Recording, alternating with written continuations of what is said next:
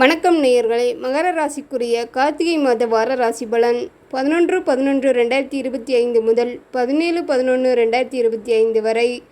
லக்னத்தில் முன்னும் பின்னும் சுபகத்ரி யோகம்.